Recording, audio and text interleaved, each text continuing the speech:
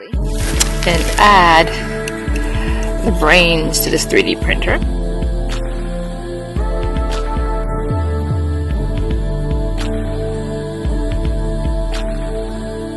With zip ties.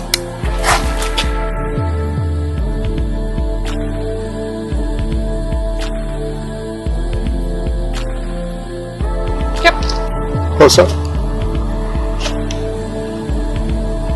Nice and even.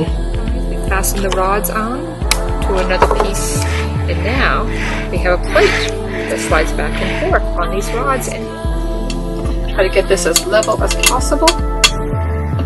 It looks like we have all the